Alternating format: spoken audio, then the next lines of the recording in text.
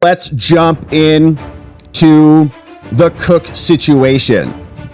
A battle at the Federal Reserve getting hot. You see here, President Trump just fired this fraudster, allegedly, Lisa Cook. She was allegedly, according to Bill Pulte, somebody who was signing two separate mortgages in two separate locations to entirely different houses and condos, and then saying that she lived in both of them as her primary residence. And that gave her a real nice discount on her mortgage rates, because you get different rates if it's a second home or not your primary residence property. So she, of course, is on the Federal Reserve. They set the interest rates. She lied, allegedly, to get lower interest rates. And now Trump is saying, you're fired for cause. And we've got a lot to talk about with this because, of course, the Federal Reserve, we've got a bunch of questions. First of all, can Trump do this within the confines of the Federal Reserve Act, within the Federal Reserve powers, within the law? Like, he's firing her for cause. She's an alleged fraudster. There's been a criminal referral that's already gone over. So can Trump, operating within the law, do this? And we're going to see what we come to. But the other question, of course, is the Federal Reserve at all constitutional? It was created by the Federal Reserve Act in 1913.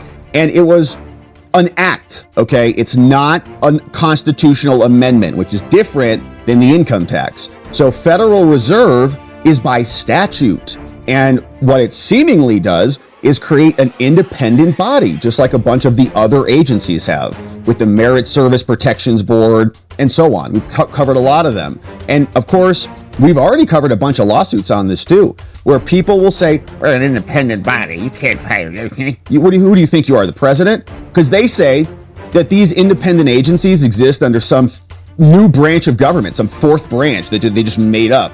No, that's not how it works. There are three branches, unless you want to amend the Constitution to create the Federal Reserve as a separate entity that it is its own structure. Unless you do that, it's got to fit under one of the branches. And where does it fit? The executive branch. Who has power over that? The president. And so the second question, of course, is if Trump doesn't have the power to do this and she wants to fight and she wants to sue and stick around, can we invalidate the entire Federal Reserve? Let's take this thing up to the Supreme Court and see what they say about it. Because right now, we have some good momentum on this unitary executive concept, which is not a new that's the structure. It's not one executive and a bunch of independent agencies. And so this unitary executive thesis is like, wow, it's like new novel, it's like unitary executive. No, it's the executive branch.